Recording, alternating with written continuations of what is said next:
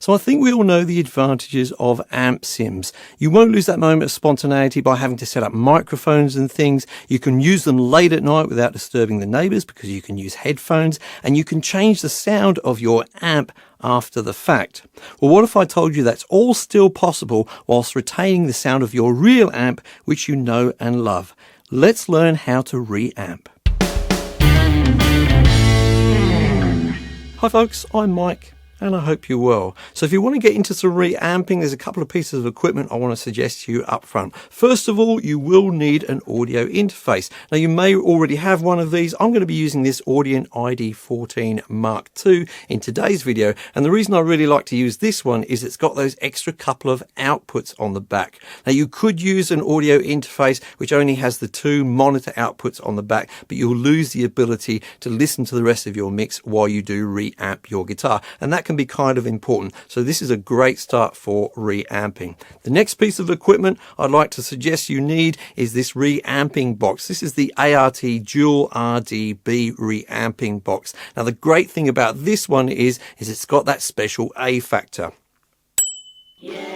So the reason you need this is that you need to get the signal at the correct level for your guitar amp while you're reamping. If you just run a line from the back of your interface into your guitar amp, it's going to be way too loud. And even if you just turn it down in your DAW, there's probably going to be too much noise in the signal. So this is a really handy thing to get, and it's very, very affordable indeed. So let's get started by recording our guitar. So the first part is just the same as if we were going to be recording with an amp sim, because we're going to plug our guitar straight into our audio interface. We can wear headphones for this and we won't be disturbing the neighbors. Now this ID14 Mark II has this high Z input on the front, perfect for guitars. Now you may not have an input exactly like this, but you should have a switch so that you can switch your inputs from line to instrument level, and it's instrument level that you want for your guitar. Now I'm recording this kind of slow, dreamy piece, and the only thing I really know about it is I want heaps of reverb on it. So I'll definitely add that as I'm recording to kind of get me in the mood. And I may use an amp sim as well, but I'll probably have it on a fairly clean sound. It's that reverb which is going to get me in the mood, but I will be recording an absolutely dry signal, remember, without any reverb or amp sim on it finally, and I'll send that out to my amp later. So wish me luck, let's get recording.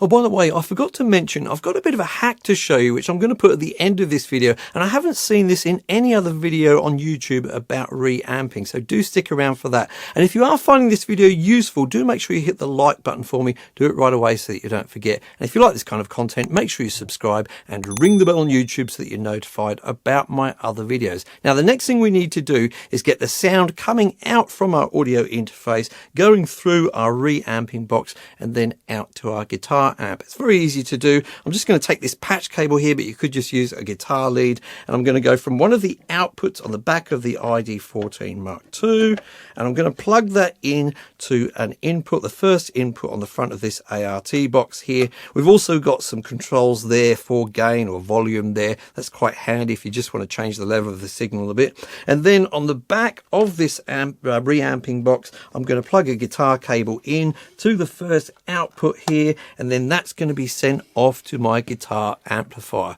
We're ready to reamp. So what we're going to do now is set up our DAW so that we can send the output of that guitar through to that new output we hooked up at the back of our interface. Now this is going to be different depending on what DAW you're using, but the principles are the same across the board. I'm going to demonstrate it quickly for Cakewalk and then for Studio One. If you're using a different DAW, the same kind of principles will apply. So here in Cakewalk, what I need to do is press P for preferences, and I need to make sure that I've got that new output working, that Cakewalk can make use of it. So I look in the output drivers here. I can see that I've got one selected. That's my main output. I've got another 2 to choose from there. I'm going to choose the second one. That's going to enable outputs 3 and for to be available to me. So I'll just click on OK, and that's all done. Now I need to be able to sort of create a bus for the output. So over on the right hand side, I'll just right click there and insert stereo bus, and I'll go to its output and I'll select that second output that I just enabled there on the audio interface. I'll select that, so that's now assigned to go out to that new output we hooked up. Now I need to send the guitar to this bus, so I'll go over to the guitar channel over here all the way on the left, and I'll change it from the master output, that's the default choice in most DAWs, and I'll change that so that it goes out to this bus D. That's the new output. Now when we play the guitar, it's not going to be played through the speakers or anything. It's just going to come through the output, and then we can plug it into our amp and record it from there. So here in Studio One, we need to add our new output to send our guitar to for reamping. So I'm going to start off by pressing Control period or Control full stop. That brings up the song setup dialog. And I need to make sure I've selected audio input output setup over there, and that I've also selected the outputs tab. Okay. Now I just need to go down towards the bottom and click on add mono. That adds a new output. Now I need to assign that to an actual physical output on my device. In this case, it's automatically done it for me and assigned it to analog 3. That's absolutely fine, but I could move it to one of these other options if I wanted to as well. So I'll finish the process by clicking on OK, and then in Studio One, in order for me to see what's going on with that, I'll need to make sure I click on this outputs button on the left over here, and that's going to show that new output on the right there. It's called sub 1. Then I just need to go over to my guitar track and select sub 1 as the output instead of main. Now when I play the song, that guitar is only going to come out of that output from my audio device, which is just what I want. So you start crafting the kind of sound that you want with the guitar amplifier itself. Now this one's only got a few controls, those being gain, bass, treble and reverb. And I've got the reverb turned up really high for this particular piece of music. Now the next thing which really affects the sound a lot is the microphone and the microphone placement. I'm starting off with probably the most classic of microphones for recording guitar cabinets, the Shure SM57. Now after some experimentation and listening to the results, I've decided on a position around about 6 inches away from the grill and not quite pointing towards the center of the speaker. Instead, I've got it around about halfway between the center and the edge of the speaker, which is about there. So I'm pointing it around about here. You'll generally find the more you point it towards the center or the cone of the speaker, you'll get a brighter, harsher tone. And then as you move it away, it gets a little bit more mellow. Now, you don't have to have it this distance away from the grill. Many people start off with the microphone right up against the grill and find that they get a good tone, or the tone they're looking for, right there, right up against the grill. Now, you can move it around from there as well. You don't have to have it at the center. You can move it around to the edge. And some people even put it off axis, meaning you point it sort of at a 45-degree angle, not straight at the speaker itself. You can experiment until you get the sound that you want. There's really no hard and fast rules with this. Some people even try pointing the microphone away from the cabinet, and if you've got an open back cabinet, you can also try putting a microphone or pointing a microphone towards the back of the cabinet. Experimentation is the key. Now I'm going to take it a little step further by adding an additional microphone, and it's something quite special. So I've added another classic and more premium microphone to the mix here. This is the Beyerdynamic M160. It's a ribbon microphone, so it's got a much sort of darker sound to it than the SM57. Now I've got it set up in the sort of opposite way, the same way, just pointing at the other edge of the speaker. You don't have to do it like that. It could be in a completely different position. But do be mindful when you're using two microphones of phase issues. That happens when the sound reaches the microphones at a different time, and you can get a sort of a phase cancellation effect. I'll leave that to another video.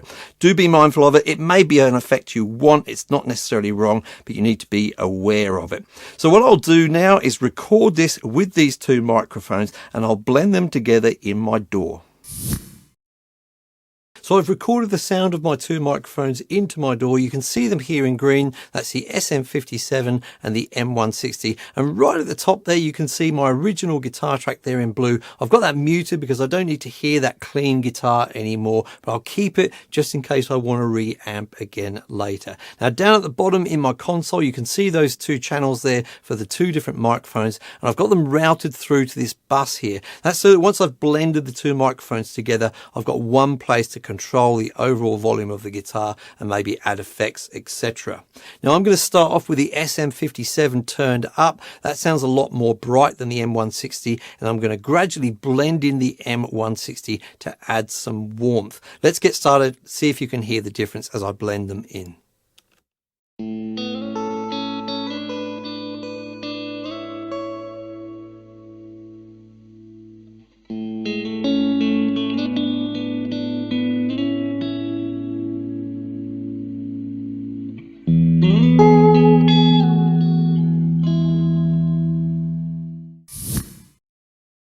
So now for the fun part, the effects pedals. I've got three lined up today. The first one is an absolute classic. It's the Tube Screamer. I'm going to switch it on now. This is just going to add a little bit of grunge here and there to the signal, especially where I dig in. It won't make much difference to the parts where I'm playing much more softly, but you will hear it break up here and there on the louder parts.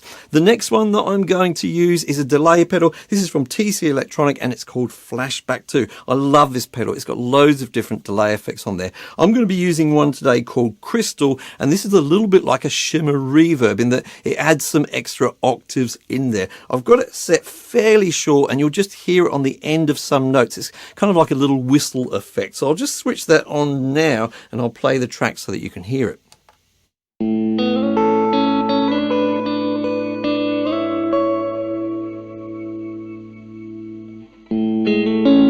So you heard those little sort of, as I say, little whistly effects on the end there. The next one, the last one that I'm going to use is also from TC Electronic, and it's called the Hall of Fame 2. I absolutely love this effect. This is another shimmer effect, but this time with reverb. It's much bigger this time. Now, one of the things I love about TC Electronic pedals, or this range of them, is that this switch on them is not just a bypass switch that you would use in the regular way, but it's also pressure sensitive. So once it's switched on, as I press more, you'll see that sort of yellow light glow there, and then as I release it, it goes off again. This enables you to sort of affect the effect gradually, to make changes to it depending on which effect you're using. So I'm going to be using it to suppress this effect here and there, where I just want the sort of more plain guitar sound to come through a bit more, and then release it so that we get the full effect of the shimmer reverb. Let's have a listen now and see how it sounds.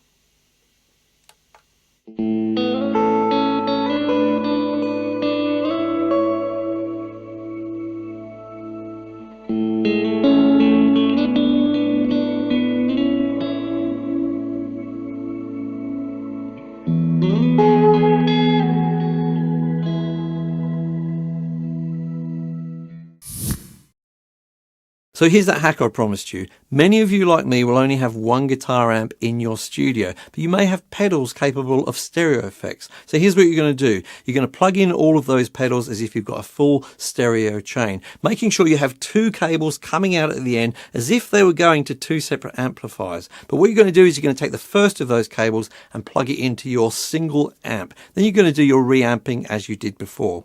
Then you unplug it from the amp, but make sure you leave it plugged into the pedals. Take the second cable coming out of the chain and plug that into your amp. This time change the tone a little bit to give it a little bit of a different character, and then reamp that as well, recording separate tracks in your DAW.